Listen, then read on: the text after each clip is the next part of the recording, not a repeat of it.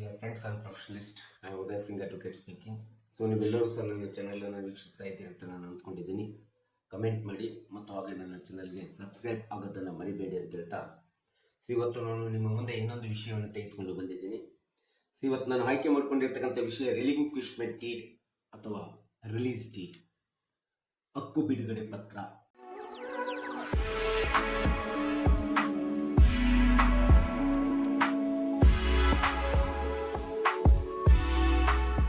So ನಾವು ಸಹಜವಾಗಿ relinquishment deed ಅನ್ನ ಇನ್ನೊಂದು ಅರ್ಥದಲ್ಲಿ ರಿಲೀಸ್ ಡೀಡ್ ಅಂತ ಹೇಳ್ತೀವಿ. ಈ ಎರಡು ಒಂದೇ ಎಂಬತಕ್ಕಂಥ ಅರ್ಥದಲ್ಲಿ ನಾವು ತಿಳ್ಕೊಂಡಿದ್ದೀವಿ. ಈ ಹಕ್ಕು ಬಿಡುಗಡೆ ಪತ್ರ ಅಥವಾ ರಿಲಿಂಕ್ವಿಶ್ಮೆಂಟ್ ಡೀಡ್ ಅತಿ ಪ್ರಮುಖವಾದಂತ ಪಾತ್ರ ನಿರ್ವಹಣೆ ಮಾಡ್ತದೆ. ಈ ಒಂದು ರಿಲಿಂಕ್ವಿಶ್ಮೆಂಟ್ ಡೀಡ್ ಇರ್ಬೋದು ಅಥವಾ ರಿಲೀಸ್ ಡೀಡ್ ಇರ್ಬೋದು, ಇದು ಒಂದು ಕಾನೂನುಬದ್ಧವಾದಂತ ಒಂದು ದಾಖಲಾತಿಯಾಗಿದ್ದು, ಯಾವುದೇ ಒಂದು ಕೌಟುಂಬಿಕ ಆಸ್ತಿ ಒಳಗಡೆ ಆಸ್ತಿ ಹಂಚಿಕೆ ಮಾಡಿಕೊಳ್ಳುವಂತ ಸಂದರ್ಭದಲ್ಲಿ ಅಥವಾ ಆಸ್ತಿಯನ್ನು ಕುಟುಂಬದ ಸದಸ್ಯರ ಒಳಗಡೆ ವಿಭಾಗ ಮಾಡಿಕೊಳ್ಳುವಂತ ಸಂದರ್ಭದಲ್ಲಿ ಅಥವಾ ಕೌಟುಂಬಿಕ ದಾವೆಯನ್ನು ಹೂಡಿದಂತ ಸಂದರ್ಭದಲ್ಲಿ ಈ ರಿಲಿಂಕ್ವಿಶ್ಮೆಂಟ್ ಡೀಡ್ ಒಂದು ಆಸ್ತಿಯ ಟ್ರಾನ್ಸಾಕ್ಷನ್ ಬಗ್ಗೆ ಮತ್ತು ಕುಟುಂಬದ ಆಸ್ತಿಯ ಒಂದು ಸೆಟಲ್ಮೆಂಟ್ ಬಗೆಹರಿಸಿಕೊಳ್ಳುವುದರ ಬಗ್ಗೆ ಒಂದು ಅತಿ ಪ್ರಮುಖವಾದಂತಹ ಪಾತ್ರ ನಿರ್ವಹಣೆಯನ್ನ ಮಾಡತಕ್ಕಂಥದ್ದನ್ನು ನಾವು ನೋಡ್ತೀವಿ. ಸೊ ಹಾಗಾದ್ರೆ ರಿಲಿಂಕ್ವಿಶ್ಮೆಂಟ್ ಡೀಡ್ ಅಥವಾ ರಿಲೀಸ್ ಡೀಡ್ ಅಂದ್ರೆ ಏನು ಅಂತೇಳಿ ಪ್ರಶ್ನೆ ಬಂದಂತ ಸಂದರ್ಭದಲ್ಲಿ ಯಾವುದೇ ಒಂದು ಕುಟುಂಬದ ಸದಸ್ಯರಲ್ಲಿ ತಮ್ಮದೇ ಆದಂತ ಅಥವಾ ಕೌಟುಂಬಿಕ ಆಸ್ತಿಯನ್ನ ವಿಭಜನೆ ಮಾಡಿಕೊಳ್ಳುವಂತ ಸಂದರ್ಭದಲ್ಲಿ ಅಥವಾ ಇನ್ಯಾವುದೇ ವ್ಯಕ್ತಿ ಜೊತೆ ಒಂದು ಆಸ್ತಿಯ ಟ್ರಾನ್ಸಾಕ್ಷನ್ ಮಾಡುವಂತ ಸಂದರ್ಭದಲ್ಲಿ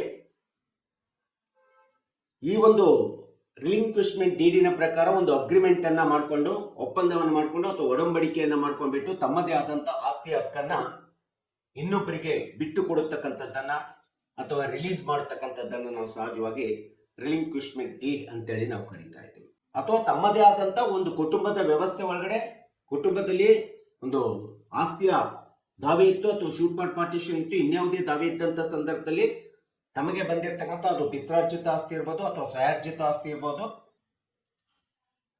ಅಂತ ಒಂದು ತಮ್ಮ ಆಸ್ತಿಯ ಹಕ್ಕನ್ನ ಇತರರಿಗೆ, ಕುಟುಂಬದ ಬೇರೆ ಸದಸ್ಯರಿಗೆ, ಅಣ್ಣನಿಗೆ, ತಮ್ಮನಿಗೆ ಅಥವಾ ಅಕ್ಕಗೆ, ತಂಗಿಗೆ ಯಾರಿಗೂ ಬಿಟ್ಟು ಕೊಡತಕ್ಕಂಥದ್ದೇನಿದೆಯಲ್ಲ, ಇದನ್ನು ನಾವು ರಿಲಿಂಕ್ವಿಶ್ಮೆಂಟ್ ಡೀಡ್ ಅಂತೇಳಿ ಹೇಳ್ತೀವಿ, ಹಕ್ಕು ಬಿಡುಗಡೆ ಪತ್ರ ಅಂತೇಳಿ ನಾವು ಹೇಳ್ತೀವಿ. ಆದ್ರೆ ಇಂಥ ಒಂದು ಹಕ್ಕು ಬಿಡುಗಡೆ ಪತ್ರವನ್ನ ಮಾಡಿಕೊಡ್ಬೇಕಾದ್ರೆ, ರಿಲಿಂಕ್ವಿಶ್ಮೆಂಟ್ ಡೀಡ್ ಅನ್ನು ಮಾಡಿಕೊಡ್ಬೇಕಾದ್ರೆ ಸಹಜವಾಗಿ ಸ್ವಂತ ಆಸ್ತಿ ಇದ್ದಾಗ ಯಾವುದೇ ಸಮಸ್ಯೆ ನಿರ್ವಹಣೆ ಆಗೋದಿಲ್ಲ. ಆದರೆ ಒಂದು ವೇಳೆ ಆಸ್ತಿ ಒಂದು ಒಟ್ಟು ಕುಟುಂಬದ ಆಸ್ತಿ ಆಗಿತ್ತು, ಎಲ್ಲರಿಗೂ ಹಕ್ಕು ಅಲ್ಲಿ ಇತ್ತು ಎಂಬತಕ್ಕಂಥ ಸಂದರ್ಭದಲ್ಲಿ ಹಿಂದೂ ಅವಿಭಕ್ತ ಕುಟುಂಬದ ವ್ಯವಸ್ಥೆಯಲ್ಲಿತ್ತು ಅಥವಾ ಜಾಯಿಂಟ್ ಫ್ಯಾಮಿಲಿ ಪ್ರಾಪರ್ಟಿ ಆಗಿತ್ತು ಅಥವಾ ಕೋಪಾರ್ಟ್ನರ್ಸ್ ಹಕ್ಕಿತ್ತು, ಕೋ ಓನರ್ಸ್ ಗಳಾಗಿದ್ರು ಅನ್ನಂತ ಸಂದರ್ಭದಲ್ಲಿ ಯಾವುದೇ ಒಬ್ಬ ವ್ಯಕ್ತಿ ಅಂತ ಒಂದು ಆಸ್ತಿಗೆ ತನ್ನ ಎಕ್ಸ್ಕ್ಲೂಸಿವ್ ಓನರ್ ಆಗಿರೋದಿಲ್ಲ, ವಿಭಾಗ ಆಗಿರೋದಿಲ್ಲ, ಎಕ್ಸ್ಕ್ಲೂಸಿವ್ ಓನರ್ ಆಗಿರೋದಿಲ್ಲ. ಅಂತ ಸಂದರ್ಭದಲ್ಲಿ ಹಕ್ಕನ್ನು ಬಿಟ್ಕೊಡ್ಬೇಕಾದ್ರೆ ಎಲ್ಲರ ಸದಸ್ಯರುಗಳ, ಉಳಿದ ಕುಟುಂಬದ ಸದಸ್ಯರುಗಳ ಒಪ್ಪಿಗೆ ತುಂಬಾ ಅವಶ್ಯಕವಾಗಿರ್ತದೆ. ಇಂಥ ಸಂದರ್ಭದಲ್ಲಿ ರಿಲಿಂಕ್ವಿಶ್ಮೆಂಟ್ ಡೀಡ್ ಅನ್ನು ಮಾಡತಕ್ಕಂಥದ್ದು ತುಂಬಾ ಕಷ್ಟ ಮತ್ತು ಅದು ಕಾನೂನು ಬದ್ಧವೂ ಸಹ ಅನಿಸೋದಿಲ್ಲ. ಇನ್ನು ಕೆಲವೊಂದು ಸಂದರ್ಭದಲ್ಲಿ ಕುಟುಂಬದ ಆಸ್ತಿ ಶೂಟ್ ಪಾರ್ಟಿಷನ್ ಇರ್ತದೆ. ಇಂಥ ಒಂದು ವಿಭಾಗ ದಾವೆ ನ್ಯಾಯಾಲಯದಲ್ಲಿ ಇರ್ತದೆ, ವಿಭಾಗದ ನ್ಯಾಯಾಲಯದಲ್ಲಿ ಪೆಂಡೆನ್ಸಿ ಇರ್ತದೆ, ಅಥವಾ ಅಂತ ಒಂದು ವಿಭಾಗ ದಾವೆ ಪೆಂಡೆನ್ಸಿ ಇದ್ದಂತ ಸಂದರ್ಭದಲ್ಲಿ ಯಾವುದೇ ಕೌಟುಂಬಿಕ ಆಸ್ತಿ ನ್ಯಾಯಾಲಯದಲ್ಲಿ ಇದ್ದಂತ ಸಂದರ್ಭದಲ್ಲಿ ಯಾರೇ ಆಗಲಿ ತಮ್ಮದೇ ಆದಂತ ರಿಲಿಂಕ್ವಿಶ್ಮೆಂಟ್ ಡೀಡ್ ಅನ್ನ ಹಕ್ಕುಪತ್ರ ಬಿಡುಗಡೆ ಮಾಡತಕ್ಕಂಥದ್ದು ಪೆಂಡೆನ್ಸಿ ಆಫ್ ದ ಶೂಟ್ ಒಳಗಡೆ ಕಷ್ಟ ಆಗ್ತದೆ. ಆದ್ರೆ ಅದನ್ನ ನ್ಯಾಯಾಲಯದ ಒಳಗಡೆ ಬಿಡುಗಡೆ ಮಾಡಬೇಕಾಗುತ್ತೆ. ಆದರೆ ಔಟ್ ಆಫ್ ದ ಕೋರ್ಟ್ ಒಳಗಡೆ ಏನಾದರೂ ಇಂಥ ಒಂದು ಆಸ್ತಿಯ ಪಾಲುಗಾರಿಕೆ ಒಳಗಡೆ ವ್ಯಾಜ್ಯ ದಾವೆ ಅಧೀನ ನ್ಯಾಯಾಲಯದಲ್ಲಿ ಇರ್ಬೋದು ಅಥವಾ ಹೈಕೋರ್ಟ್ ನಲ್ಲಿ ಪೆಂಡೆನ್ಸಿ ಇದ್ದಂತ ಸಂದರ್ಭದಲ್ಲಿ ಒಂದು ವೇಳೆ ಅಧೀನ ನ್ಯಾಯಾಲಯದಲ್ಲಿ ಪ್ರಿಲಿಮಿನರಿ ಡಿಗ್ರಿ ಆಗಿ ತಮ್ಮದೇ ಆದಂತ ಒಂದು ಶೇರ್ಸಿನ ರೈಟ್ಸ್ ಅನ್ನ, ಹಕ್ಕುಗಳು, ಇಷ್ಟು ಶೇರ್ ನಿಮಗೆ ಬರ್ತದೆ ಎಂಬತಕ್ಕಂಥ ಹಕ್ಕನ್ನ ಪ್ರಿಲಿಮಿನರಿ ಡಿಗ್ರಿ ಮೂಲಕ ನ್ಯಾಯಾಲಯ ಹೇಳಿದ್ದು ಮೇಲ್ನ್ಯಾಯಾಲಯದಲ್ಲಿ ಏನಾದರೂ ಒಂದು RFA ಅಥವಾ RSA ಎಂಬತಕ್ಕಂಥ ಒಂದು ಪೆಂಡೆನ್ಸಿ ಕೇಸ್ ಇದ್ದಂತ ಸಂದರ್ಭದಲ್ಲಿ ಯಾರೇ ಆಗಲಿ ಅಕ್ಕ ತಂಗಿರು, ಅಣ್ಣ ತಮ್ಮಿರು ತಮ್ಮದೇ ಆದಂತ ರಿಲಿಂಕ್ವಿಶ್ಮೆಂಟ್ ಡೀಡ್ ಅನ್ನ ಔಟ್ ಆಫ್ ಕೋರ್ಟ್ ನಲ್ಲಿ ಬಿಟ್ಕೊಡ್ಲಿಕ್ಕೆ ಬರೋದಿಲ್ಲ. ಒಂದು ವೇಳೆ ಬಿಟ್ಕೊಟ್ರು ಸಹ ಅದು ಕಾನೂನು ಬಾಹಿರ ಮತ್ತು ಕಾನೂನಿನ ಇನ್ವ್ಯಾಲಿಡ್ ರಿಲಿಂಕ್ವಿಶ್ಮೆಂಟ್ ರೈಟ್ಸ್ ಆಗುತ್ತೆ ಎಂಬತಕ್ಕಂಥದ್ದನ್ನ ನಾವು ನೆನಪಿಸಿಟ್ಕೋಬೇಕಾಗುತ್ತೆ. ಕೆಲವೊಂದು ಸಂದರ್ಭದಲ್ಲಿ ಕುಟುಂಬದಲ್ಲಿ ರಿಲಿಂಕ್ವಿಶ್ಮೆಂಟ್ ಡೀಡ್ ಅನ್ನ ಬಿಡಿಸ್ಕೊಳ್ಳುವಂತ ಸಂದರ್ಭದಲ್ಲಿ ಕೆಲವೊಂದು ಅಣ್ಣಂದಿರಿರ್ಬೋದು, ಇನ್ಯಾರೋ ವ್ಯಕ್ತಿಗಳಿರ್ಬೋದು ತಮ್ಮದೇ ಆದಂತ ಸ್ವಾರ್ಥಕ್ಕೋಸ್ಕರ ಅಥವಾ ಇಡೀ ಒಂದು ಆಸ್ತಿಯ ಹೆಣ್ಮಕ್ಳಿಗೆ ಹೋಗಬಾರ್ದು ಎಂಬತಕ್ಕಂಥ ಹಿನ್ನೆಲೆಯಲ್ಲಿ ಇಟ್ಕೊಂಡು ಅಥವಾ ತಮ್ಮದೇ ಇಡೀ ಒಂದು ಆಸ್ತಿಯನ್ನು ತಾನೇ ಅನುಭವಿಸಬೇಕು ಮತ್ತು ಮಾರುಕಟ್ಟೆಯಲ್ಲಿ ಆಸ್ತಿಯ ಮೌಲ್ಯ ಹೆಚ್ಚಾಗಿದೆ, ಕಡಿಮೆ ರೀತಿಯಲ್ಲಿ ಅವರಿಗೆ ಯಾವುದೋ ಒಂದು ದುಡ್ಡಿನ ಆಸೆ ಆಮಿಷವನ್ನು ತೋರಿಸಿ ಮೋಸ ವಂಚನೆ ಮಾಡಿ ತಮ್ಮ ಸ್ವಾರ್ಥಕ್ಕೋಸ್ಕರ ಅಥವಾ ರಾಜಕೀಯ ಪ್ರಭಾವವನ್ನು ಬೀರಿ ಹಲವಾರು ಕುಟುಂಬಗಳಲ್ಲಿ ಹೆಣ್ಣು ಮಕ್ಕಳಿಂದ ಇಂಥ ಒಂದು ರಿಲಿಂಕ್ವಿಶ್ಮೆಂಟ್ ಡೀಡ್ ಅನ್ನು ಹಕ್ಕು ಬಿಡುಗಡೆ ಪತ್ರವನ್ನು ಮಾಡಿಸ್ಕೊಂಡ್ಬಿಟ್ಟು ಆಸ್ತಿನ ಕಬಳಿಸಿಕೊಂಡಿರ್ತಕ್ಕಂಥದ್ದು ಇವತ್ತಿನ ಕುಟುಂಬಗಳಲ್ಲಿ ಬಹಳಷ್ಟು ನಾವು ನೋಡ್ತಾ ಇದ್ದೀವಿ. ಅಣ್ಣ ತಮ್ಮಂದಿರು, ಅಕ್ಕ ತಂಗಿರ ವ್ಯವಸ್ಥೆ ಒಳಗಡೆ. ಸೊ ಯಾವುದೇ ಒಂದು ಈ ರಿಲಿಂಕ್ವಿಶ್ಮೆಂಟ್ ಡೀಡ್ ಆಗಲಿ ಅಥವಾ ರಿಲೀಸ್ ಡೀಡ್ ಆಗಲಿ ಬಿಡುಗಡೆ ಮಾಡಬೇಕಾದ್ರೆ ಸ್ಟಾಂಪ್ ಡ್ಯೂಟಿ ಆಕ್ಟಿಗೆ ಒಳಪಡ್ತದೆ, 1908 ಸ್ಟಾಂಪ್ ಡ್ಯೂಟಿ ಆಕ್ಟಿಗೆ ಒಳಪಡ್ತದೆ. ಇಂಥ ಒಂದು ಸ್ಟಾಂಪ್ ಡ್ಯೂಟಿಯನ್ನು ಕಟ್ಟಬೇಕಾಗುತ್ತೆ ಈ ಒಂದು ರಿಲಿಂಕ್ವಿಶ್ಮೆಂಟ್ ಡೀಡ್ ಅನ್ನು ಬಿಡುಗಡೆ ಮಾಡಬೇಕಾದ್ರೆ. ಮತ್ತು ಈ ರೀತಿಯಾದಂತ ಹಕ್ಕು ಬಿಡುಗಡೆ ಪತ್ರವನ್ನ ಮಾಡಿಕೊಡುವಂತಹ ಸಂದರ್ಭದಲ್ಲಿ ಯಾವುದೇ ರೀತಿಯಾದಂತ ಮೋಸ ವಂಚನೆ ಅಥವಾ ಒಂದು ಕೌಟುಂಬಿಕವಾದಂತ ಒಪ್ಪಿಗೆ, ಸರಿಯಾದ ಒಪ್ಪಿಗೆ ಇಲ್ಲದೆ ಒಂದು ವೇಳೆ ಮಾಡಿಕೊಟ್ಟಂತ ಸಂದರ್ಭದಲ್ಲಿ ಅಂತ ಒಂದು ಡೀಡ್ ಅನ್ನ ಕ್ಯಾನ್ಸಲ್ ಮಾಡತಕ್ಕಂತ ಅಧಿಕಾರ ಅಥವಾ ಈ ರೀತಿ ಡೀಡ್ ಅನ್ನ ಚಾಲೆಂಜ್ ಮಾಡುವಂತ ಅಧಿಕಾರ ಕುಟುಂಬದ ಪ್ರತಿಯೊಬ್ಬ ಸದಸ್ಯನಿಗೆ ಇರ್ತದೆ. ಇಂಥ ಒಂದು ಹಕ್ಕು ಬಿಡುಗಡೆ ಪತ್ರ ಏನಿದೆ ಇದನ್ನು ಕ್ಯಾನ್ಸಲ್ ಮಾಡಬೇಕಾದ್ರೆ ಕಾಲಮಿತಿ ಕಾಯ್ದೆ 1963 ಪ್ರಕಾರ 3 ವರ್ಷ ಕಾಲಾವಧಿ ಇರ್ತದೆ. 3 ವರ್ಷದೊಳಗಡೆ ನೀವು ಯಾವುದೇ ಸಂದರ್ಭದಲ್ಲಿ ಸಹ ಕ್ಯಾನ್ಸಲೇಷನ್ ಮಾಡ್ತಕ್ಕಂಥದ್ದನ್ನ ನಾವು ನೋಡ್ತಾ ಇದ್ದೀವಿ.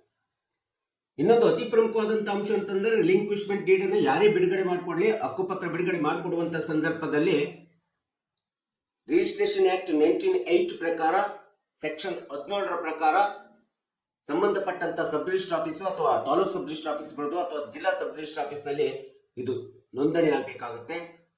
ಒಂದು ವೇಳೆ ನೋಂದಣಿ ಮಾಡಿಸದೇ ಇದ್ದಂತ ಸಂದರ್ಭದಲ್ಲಿ ಅದು ಇನ್ವ್ಯಾಲಿಡ್ ಆಗುತ್ತೆ, ಇಲ್ಲಿಗಲ್ ರಿಲಿಂಕ್ವಿಶ್ಮೆಂಟ್ ಡಾಕ್ಯುಮೆಂಟ್ ಆಗುತ್ತೆ ಎಂಬತಕ್ಕಂಥದ್ದನ್ನ ನಾವು ನೋಡ್ಬಿಟ್ಕೋಬೇಕಾಗುತ್ತೆ.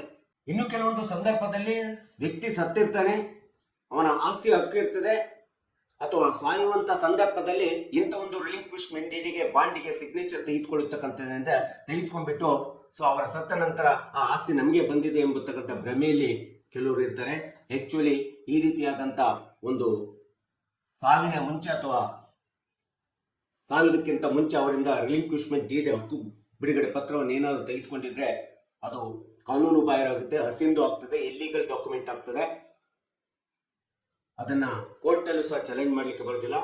ಮತ್ತು ಆ ರೀತಿ ಏನಾದರೂ ಸಾಯುವ ಸಂದರ್ಭದಲ್ಲಿ ಇಂಥ ಒಂದು ರಿಲಿಂಕ್ವಿಶ್ಮೆಂಟ್ ಡೀಡಿಗೆ ಸೈನ್ ತೆಗೆದುಕೊಂಡಿದ್ದೆ, ಬಾಂಡಿಗೆ ಸೈನ್ ತೆಗೆದುಕೊಂಡಿದ್ರೆ ಅದು ಅವರಿಗೆ ಹಕ್ಕು ಹೋಗೋದಿಲ್ಲ.